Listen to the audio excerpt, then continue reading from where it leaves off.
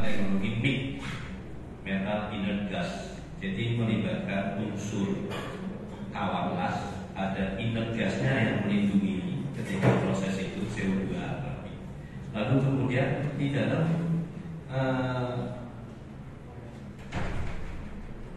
kawatnya ini ada unsur silikon, gitu ya, dan unsur-unsur yang lain.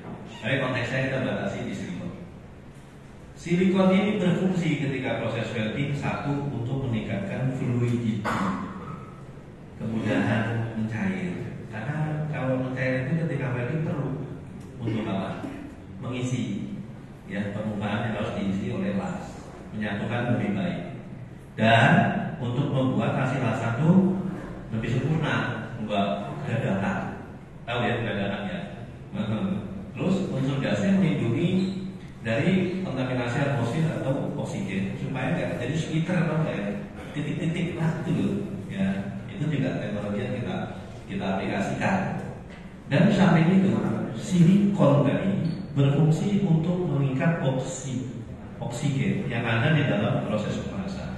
Kalau oksigennya tetap di situ, biasanya terjadi porositas gitu ya, ada lubang di hasil lasnya. Nah, ini ilustrasinya, ini bukan merah ya sebenarnya, ini dimerahkan ya. Ini dimerahkan, ini adalah silikon yang terikat dalam oksida yang mulai terbentuk ketika proses welding dalam bentuk cairan, sama cair. Lalu bentuknya ini juga bukan, ini dibuat merah supaya teman-teman bisa lihat gitu ya kurang lebih. Lalu inilah yang hasil di perlambat prosesnya. Ini silikonnya, silikatnya yang sudah terbentuk, ya, cair ya, sama-sama cair. Nah ini berkumpul ya, berkumpul. Nah itu dia memiliki berat jenis yang lebih rendah dari logam cairnya, sehingga akan naik ke atas. Naik ke atas. Kurang lebih seperti itu proses weldingnya yang kita lakukan. Dan teknologi ini teknologi yang banyak kita aplikasikan di manufacturing ya, otomotif. Bapak Ibu, ini aktual gambarnya kurang lebih kalau proses itu selesai dilakukan itu akan timbul seperti ini. Nah ini yang disebut dengan silikat. Bentuknya mungkin apa? Kayak kaca gitu ya, glasi gitu.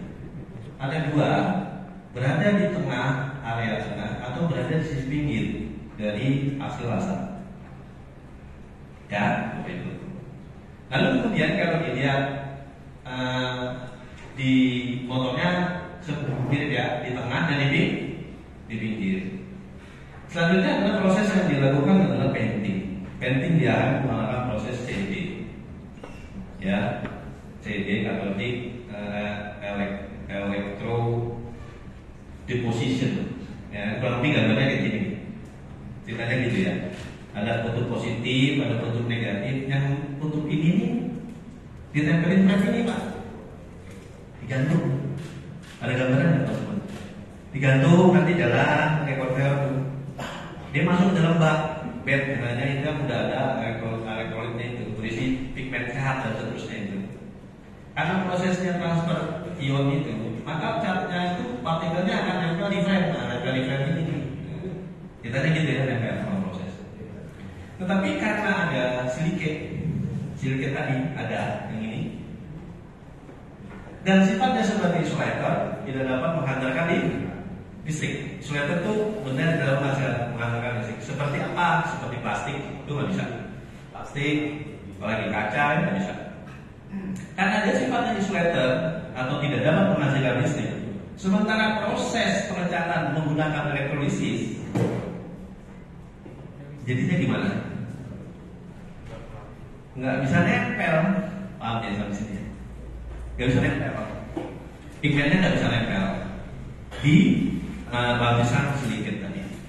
Hasilnya apa? Ya ini hasilnya kurang lebih seperti ini. Ada yang sisi pinggir, ada yang di gitu.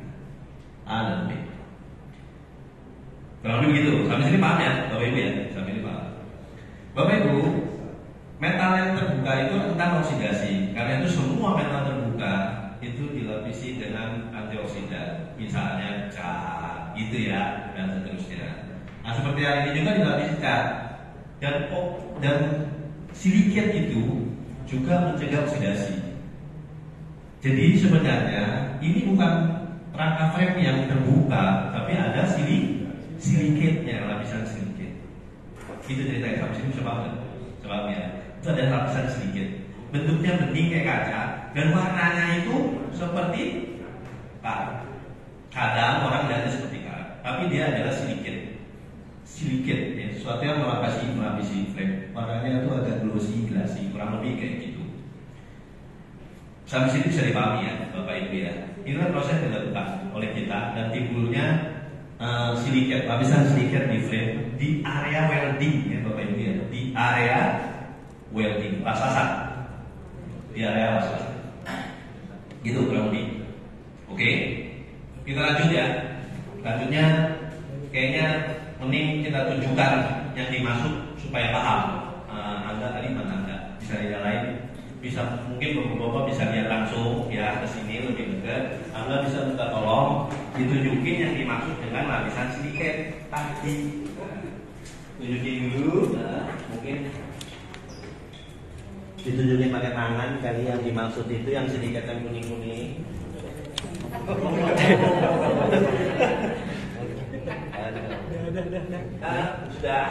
Sudah kelihatan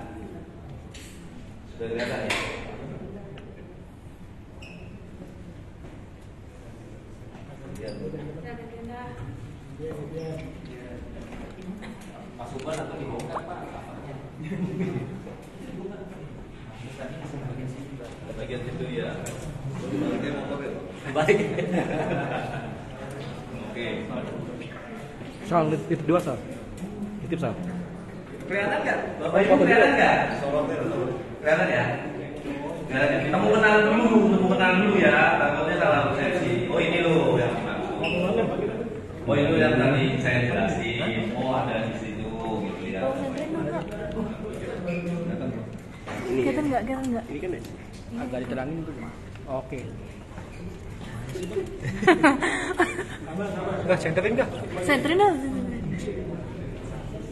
Baiklah Bapak Ibu, nanti untuk lebih detailnya mungkin bisa dilanjutkan kemudian ya bisa dilanjutkan kemudian ya. Oke, thank you Pak Masnya. Nah sekarang kita mau membuktikan ya, kita membuktikan mungkin Anda ya, jadi ada Bapak Ibu, apa yang ada di tangan saya ini adalah bagian dari part yang tidak dilapisi oleh antioksidan ya, masih pure metal tanpa lapisan atau cat atau apapun yang masih. Nah kita lihat dia teroksidasi adanya lapisan karat, jadi lapisan karat. Warnanya sih mirip-mirip tuh sama yang tadi itu ya, mirip-mirip ya gitu. Nah kita gini. Tapi perbedaannya itu gini ya, perbedaannya permukaannya kasar, Bapak Ibu nanti kalau dideketin bisa kelihatan kasar ya, dan dia berjelaga. Ya, iya kan? Maaf betul. Ini kelihatan? Ini ya, kelihatan ya, berjelaga ya Bapak Ibu. Ya seperti biasanya korosi lah, berjelaga. Itu ya. Oke, Bapak Ibu ya. Lanjut, thank you, lanjut. Nah, sekarang kita demoin aja deh, biar sama-sama lihat ya. Kita bisa sama-sama lihat. Mungkin Anda bisa bantu mana kayaknya tadi. Jangan jauh-jauh.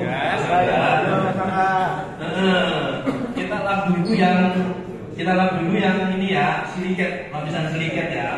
Ini lapisan silikatnya kita coba lap dulu. Tapi harus dalam keadaan bersih ya, motornya nanti ya. Nah ini coba dibersihin dulu deh sama Mas Anda deh, supaya ada debu-debu apa residu yang menempel itu ya. Diangkat dulu Bapak Ibu. Udah ambil lagi tisunya nih, ambil lagi. Udah bersih ya Mas Anda? Udah bersih ya? Nah.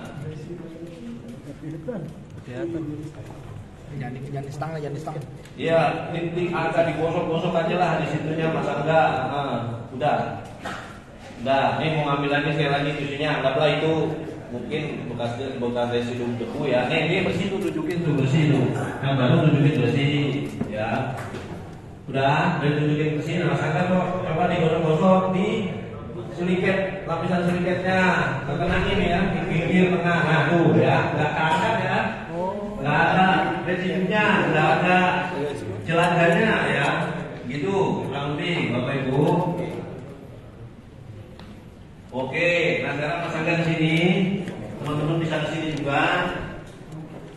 Nih kita membuktikan nih Bapak Ibu ya, kalau ini korosif ya, oksidasi terjadi pada logam besi ya. Ini karena permukaannya kasar dan mengkilap cenderung runtuh gitu ya. Nah coba tunjukin dulu tisunya, besi ya, tisunya baru bersih. Coba dilap, Mas Angga. Dilap. Nah tuh Bapak Ibu ya, tuh jelajahnya keangkat. Ya jelajahnya keangkat itu. Oke. Hah? Pulang lagi ambil tisu baru lagi, ambil tisu baru lagi, coba dilap, dilap nih teman-teman ya, dilap mau gini ya, dilap, nah tuh ya. Bisa ya. Ya jelajahnya keangkat mas ya, karatnya keangkat, gitu Bapak Ibu sekalian.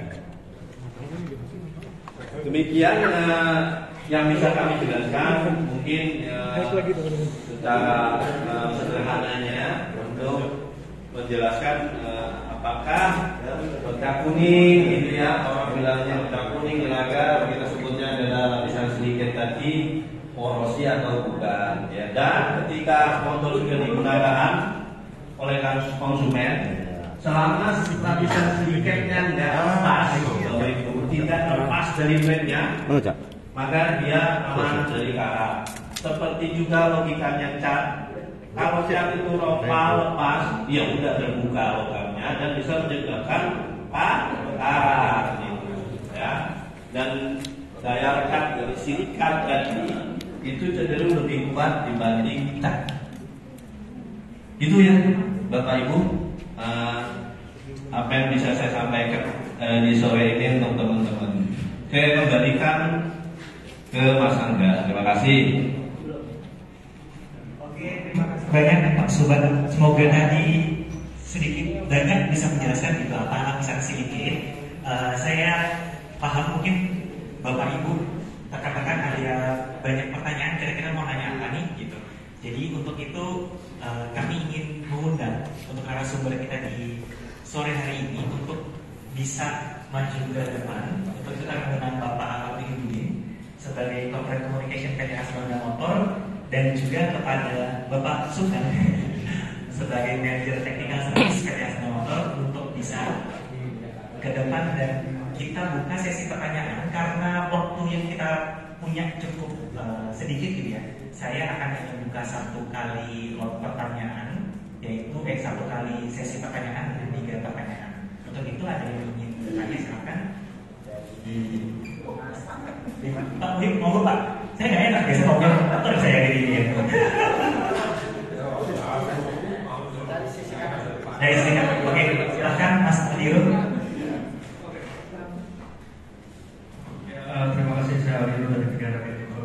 Mau nanya aja Pak terkait isu perkembangan, berarti bisa dijelaskan secara detail Pak penyebab dari motor patah itu apa secara detail penyebabnya itu pertama. Terus kalau secara korporat Pak Muhib, apa yang dilakukan Honda dengan isu patahnya motor ini? Apakah ada sampai tahap recall kan untuk produk-produk yang terindikasi patah itu? Terus edukasi apa yang bakal dilakukan Honda terhadap itu? Mungkin itu. Terima kasih.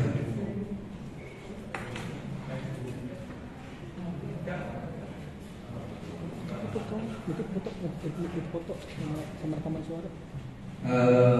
Ya. Ini jawabannya. Saya ingin menjelaskan bahwa kalau ada keluhan terkait rangkaian patah, kita harus periksa seperti apa kejadiannya, seperti apa kondisinya. Jadi kami belum bisa memastikan karena kami harus mempelajari dulu dan melihat langsung seperti apa kejadiannya, kronologisnya seperti apa, dan motornya digunakan untuk apa aja dan seperti itu. Jadi kita kan belum bisa menjudge bahwa motor patah itu karena sebab tertentu. Kita harus teliti sebabnya apa. Yang kedua terkait dengan kondisi saat ini, kami bersama network kami akan melakukan edukasi bagaimana konsumen menyikapi jika ada temuan di motor mereka terkait bercak-bercak tadi. Kami akan jelaskan sebenarnya yang mirip dengan karat itu bukanlah karat dan tidak berbahaya.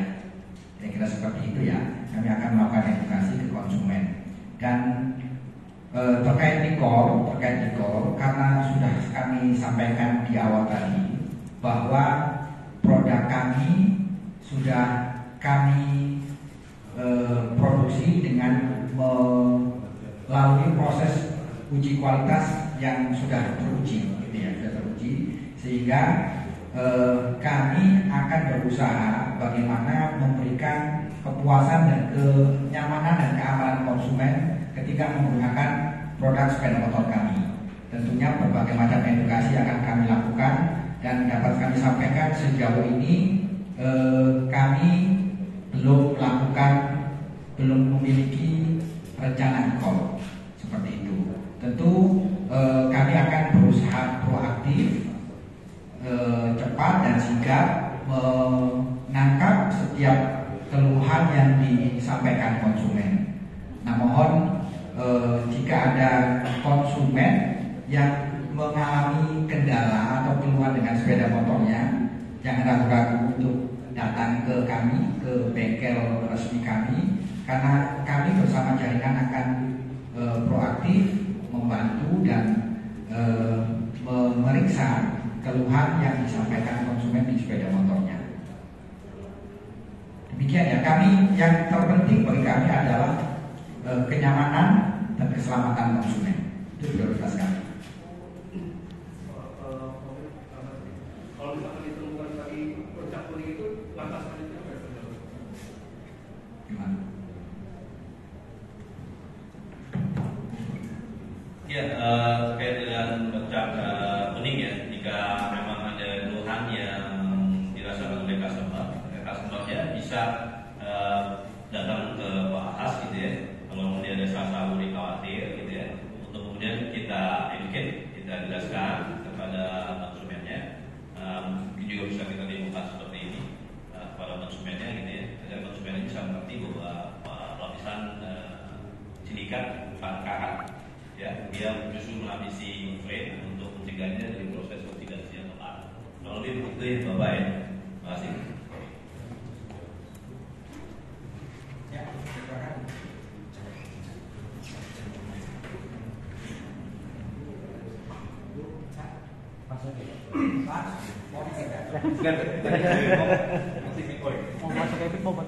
Oke, pakai tiga kegeran ya.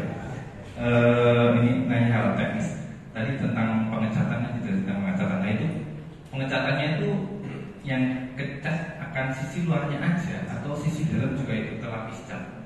Karena justru kemarin saya fokus sudah sedikit busukan lihat-lihat ke spesialis kebetulan dari perbaikan kan. Sisi luarnya kelihatan masih cat, tapi sisi dalamnya udah berkarat. Nah, apakah sisi dalam itu terlapis cat atau enggak sih? Bisa dijelaskan ya? Sama satu nih, itu kan rangka S1 kan dua lapisan itu terus untuk dalamnya berubah. Itu bagian bawah itu ada pembuangan air di sini. Siapa tahu ada air masuk terus airnya terus menggenang atau ada pembuangan gitu pasti. Buangannya di samping atau di bawah? Kalian kita lihat cuma ada di samping aja. Iya, nah, mungkin ada tulisan di sini. Terima kasih. Oke, pertanyaan nomor 2 ya terkait pinhole ya. Dalam konstruksinya selalu ada ya, karena tubular ada rongga di dalamnya. Jadi pinhole-nya ada di posisi bawah, posisi terendah ya dari desain. Kalau begitu ya Bapak ya. Terkait yang nomor 1, kami harus cek motornya. Ya, kami harus cek, lihat tadi kami nggak bisa langsung menjudge tanpa melihat terlebih dulu keluhan yang disampaikan oleh konsumen. Makanya untuk kenyamanannya kami sarankan konsumen datang ke bengkel terdekat kami untuk kami lihat dari dekat seperti apa kondisinya. Cukup? Nah, ya silakan.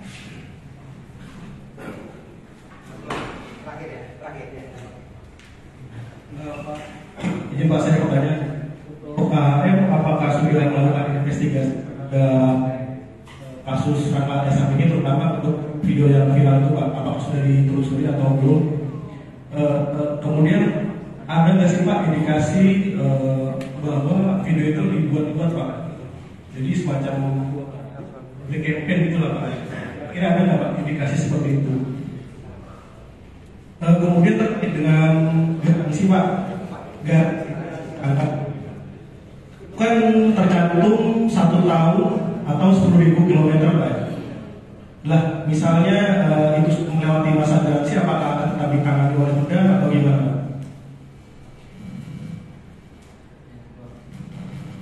Udah gitu aja Pak. Oke, ini the last last question. Karena last varian itu. Jadi lupa ya pertanyaannya tadi ya.